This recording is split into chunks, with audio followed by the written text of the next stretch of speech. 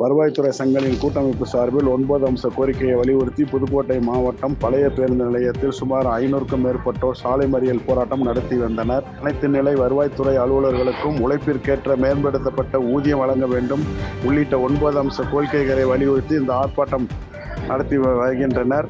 தமிழகம் முழுவதும் 42,000 வருவாய்த்துறையினர் பங்கேற்றுள்ள நிலையில் பழைய பேருந்து நிலையத்தில் சுமார் 500க்கும் மேற்பட்டோர் 9 அம்ச கோரிக்கைகளை வலியுறுத்தி கோஷங்கள் எழுப்பியும் ஊர்வலமாக சென்று சாலையில் அமர்ந்து மறியல் போராட்டம் நடத்தி வந்தனர். தமிழ்நாடு உறுதியளிக்கப்பட்ட ஓய்வூதிய திட்டத்தில் அரசு ஊழியரிடம் பிடித்தம் செய்யப்பட்ட 10% பங்களிப்பை ரத்து செய்திட வேண்டும். 2003ஆம் ஆண்டு முதல் செலுத்திய பங்களிப்பை வட்டியுடன் பொது வருங்கால வைப்பு நிதி கணக்கிற்கு கொண்டு சென்று மீள வழங்கிட வேண்டும். கிராம உதவியாளர்கள் முழுமையான பயன்களை பெறுவதை அரசு உறுதி செய்ய வேண்டும். அரசு பணியின் போது உயிரிழக்கும் அரசு ஊழியர்களின் குடும்பத்தின் வறிய சூழல் மற்றும் வாழ்வாதாரத்தை கருத்தில் கொண்டு கருணை அடிப்படையில் பணி நியமனம் செய்ய வேண்டும்.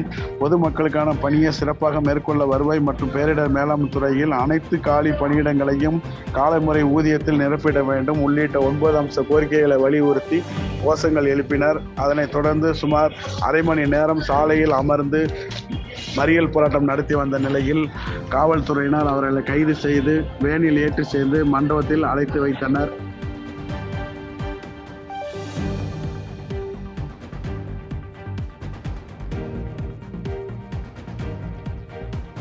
செய்திகளை உடனுக்குடன் தெரிந்து கொள்ள கீழ்கண்ட கேபிள் மற்றும் டிடிஹெச் நெட்வொர்க்குகளில் எம்நாடு செய்தி தொலைக்காட்சியை காணுங்கள்.